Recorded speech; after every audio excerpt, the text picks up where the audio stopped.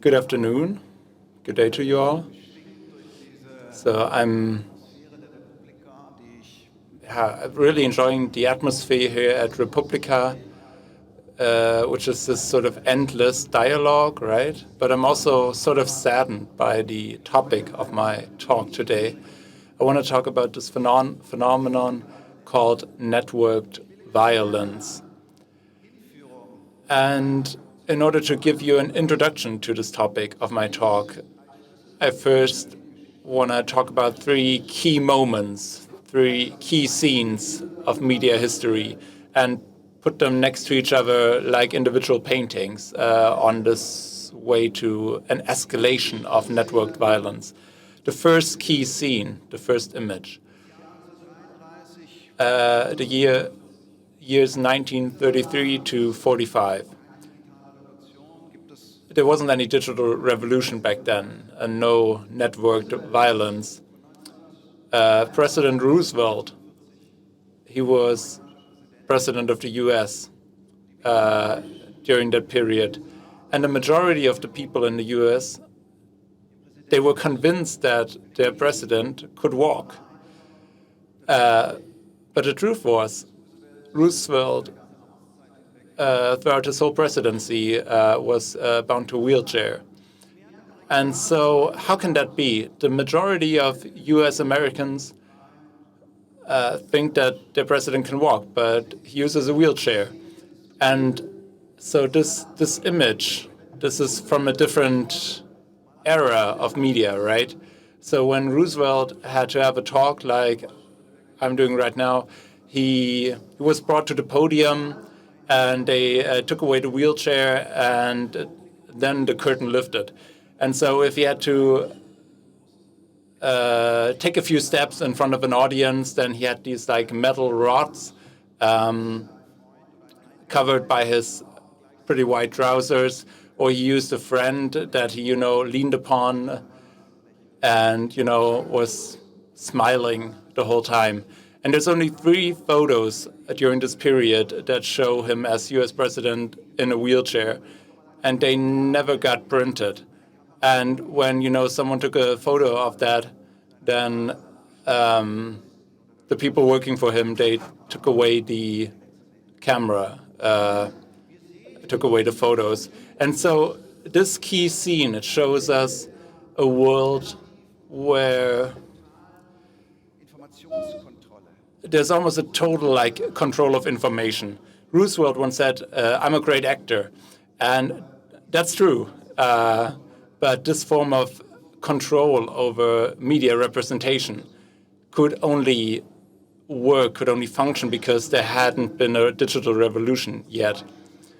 And the second key scene, on our way to express what networked violence is. On the 11th of September in 2016, it was a hot day in New York, and people gathered at Ground Zero to remember the victims of 9/11. And Hillary Clinton participated in that. And of course, back then it was election season, and there were smear campaigns being run against Hillary Clinton. And she was sick. She was ill, and so she couldn't handle the weather that well.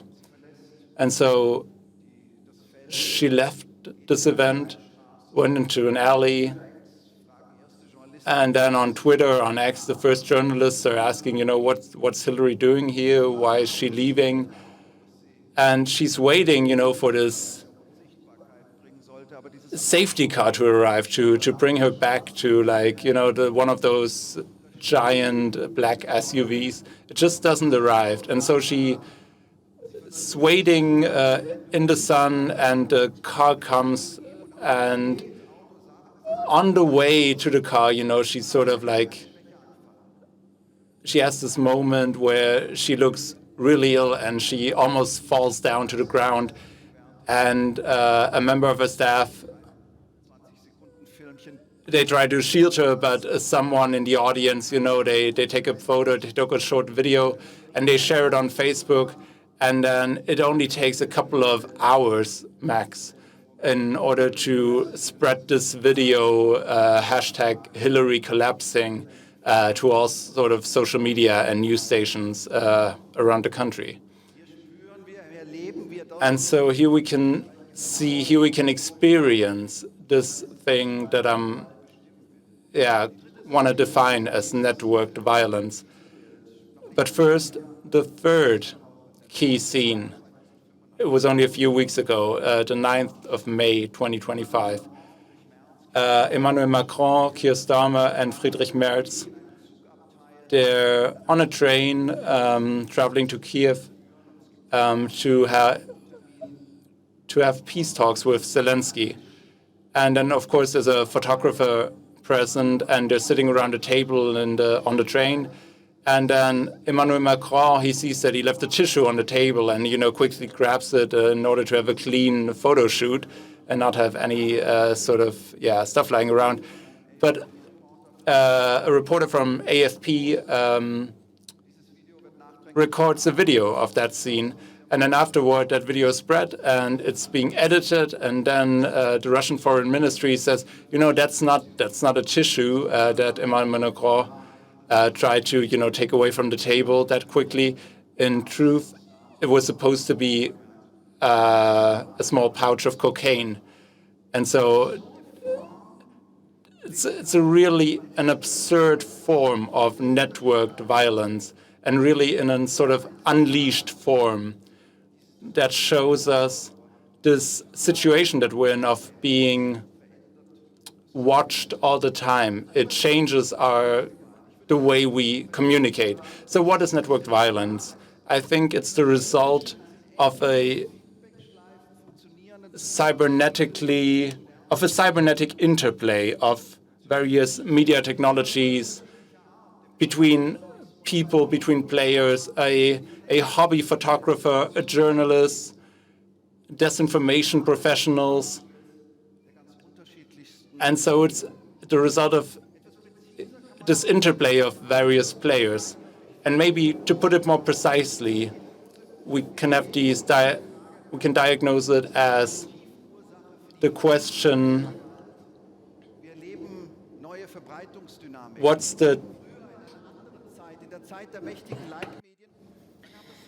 in the past, when there was powerful media, it was a three-step process. First, there was an alleged or truthful violation of a norm. Then there were the gatekeepers, the journalists, who could decide what was considered interesting or relevant.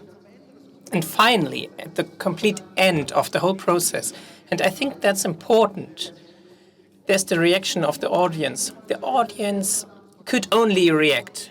They could have outrage. They might phone in.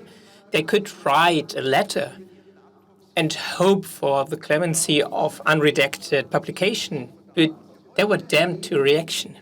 What we see nowadays is that this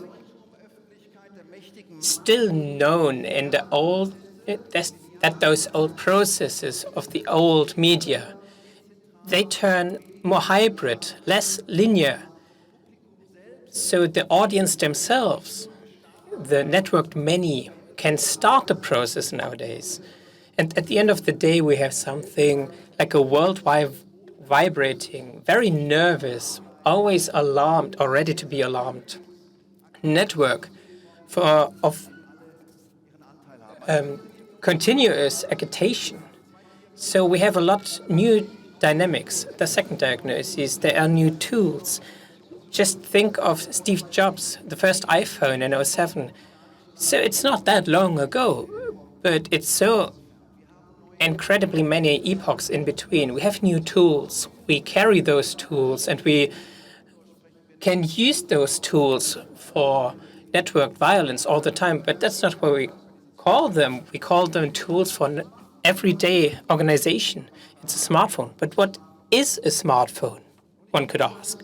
I would say a smartphone is something that's indiscreet in the first meaning of the word.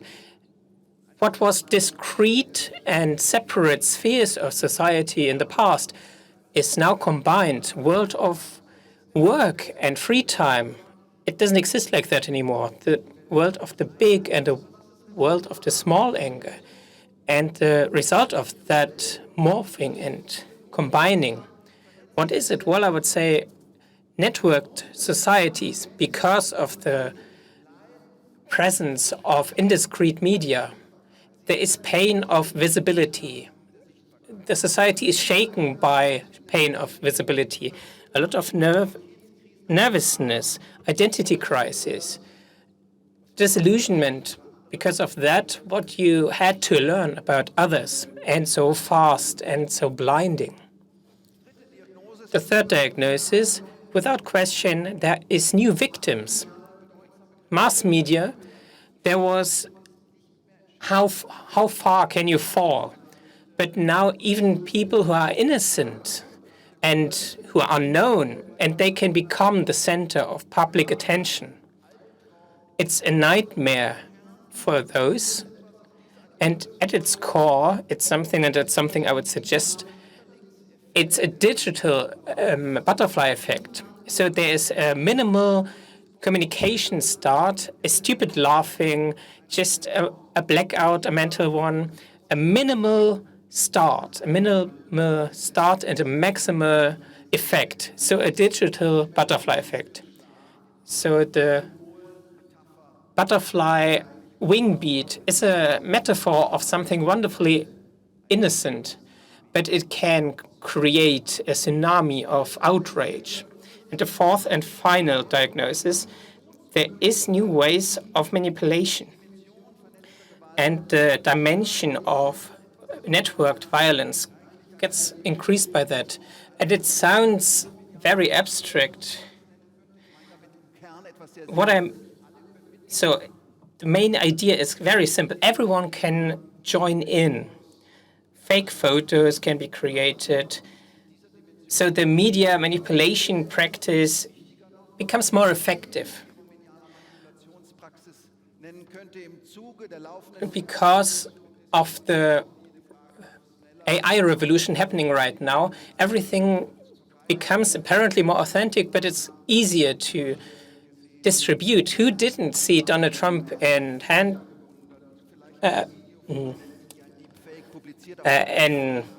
police, or didn't see the fake news of Zelensky calling his soldiers to just give up just after the war started? So what are the effects of these new options for manipulation? I think they are twofold. On the one side, if and when people understand something as real, then what follows will be real. And the effects will be real. So there is deepfakes and apparent proofs, and when people understand it as real, then the effects will be real. But on the other hand, when people understand something as potentially fake, then the effects will still be real, because people in general have a feeling of mistrust. There's an aura of mistrust and skepticism. So the fake feeling, just like the publication of apparent trust, are both forms of networked violence and can hurt whole societies. So the central thesis of my talk, what's the central effect of networked violence? What's the effect on discourses, and what are the collateral damages on our communication climate? Well, I think right now we are having a change in consciousness, where people have they move from digital self-determination on the one hand, and on the other side, the experience of informational insecurity on the other hand. So Markus Beckedahl said on this stage today, I myself am able to decide what others know about me and how they know it, and how to handle that information up to a point. And informational insecurity means I can never know what other people know, how they know, and what the effects are of that information, what could happen if there is a sudden hype. And this experience of informational insecurity is not a good news. I want to point that out again. For an open discourse that's future-oriented, because it's obvious that you might like to just stay low. And if you have the options and the money, you might want to start an arms race of media communication. So you want to remain small, but imagine yourself big. But also you try to be invisible. And that's anti-emancipatory effects that's really hurting a vision of a positive future. So what can we do? The last question of my talk here at the Republica 2025, what could one do? What could we do to resist against networked violence? I want to name 3 efforts that are needed against networked violence. The first, without question, that would be necessary is education. And people have to be enabled to judge information. And similar to the invention of the printing press, we now have the connectivity of the world, the networking of the world. And we need efforts in education. And ideally, we would take away the power of misinformation and intimidation of networked violence. And I want to say it clear, no, it is not enough to just keep the current efforts just for 1 minute longer, where every school has to create their own ideas on how to form the education. And it's not enough to just airdrop a bunch of AirPods on every school and hope for the natural emergence of education. And it's not enough. It will not work without a normative and a really strong effort. It's not enough to just say on all stages that enough is happening. The next thing that is needed, in my opinion, is a sort of soft regulation, because of course there is dilemma without end. Because what we want on the one side, and the needed fight against verbal and networked violence, and on the other side, we are struggling for information freedom, freedom of information and communication. And maybe we can discuss it after this talk. And I personally think that the Digital Service Act, by all its weaknesses and all inconsequences, it's still going in the right direction. But right now, with this regulation, with this effort as Europeans, we are facing a never-known challenge. Because everything that has been long since prepared, how can we turn it into a reality? Because we have a geopolitical fracturing right now. And we can watch how the EU and the US are moving away from each other, and the EU is struggling with the Digital Services Act as a sword of the law. And on the other side, we have big tech companies and a US president, and those CEOs basically falling to their knees and trying to kiss the ring of the new Caesar. And they want to drop all fact-checking and call out censorship at every moment. And we can just call out to Elon Musk, no. The attacks, the critique, the defense against human harming position, it's not censorship. It's called civilization. My third and final point next to the needed educational struggle and political struggle, in self-defense and self-care and institutional solidarity, everyone nowadays who is not just using the net for PR and marketing and building masks and facades, everyone who really wants to stand in for their truths, be it an NGO or just a university, everyone nowadays really needs 3 phone numbers. First, a person who knows about the law and help you in judicial matters and how to handle networked violence. The second one is of a person who knows how reputation protection works when you are going viral. And the third one, the one of a psychological person who can give you a foundation, give you a shelter when you are attacked. And now I'm almost at the end, but not the end of my presentation. My try to just for a moment explore the phenomenon of networked violence. And I don't know how much time I have, but I want to finish with one thought. And I don't know if you know this, but if you're a professor at the University of Tübingen, you have to have one quote of Immanuel Kant in every talk you give. It's part of our contract. And so it's quite archaic, but yeah, I've heard at other universities, you have to procure funding or publish your papers in expensive American journals that nobody reads. So yeah, we all have to carry our own cross. And so I don't know how they actually, control all my Kant quotes, but it's can't be that easy, but I don't know how they do it. And so I just couldn't find a proper quote by Immanuel Kant to use in this talk.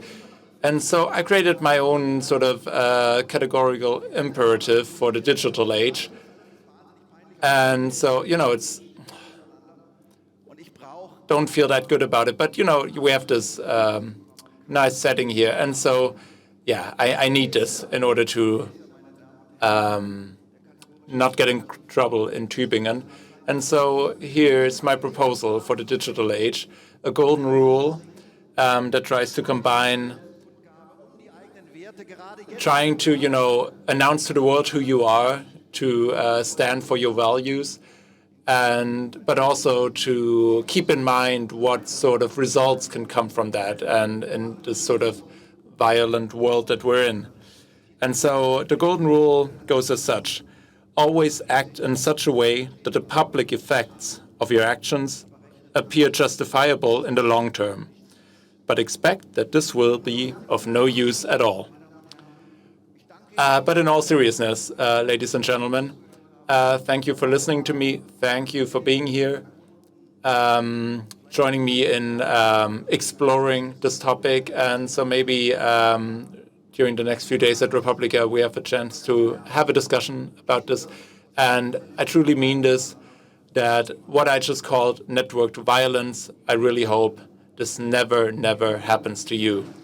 Thank you very much. Thank you.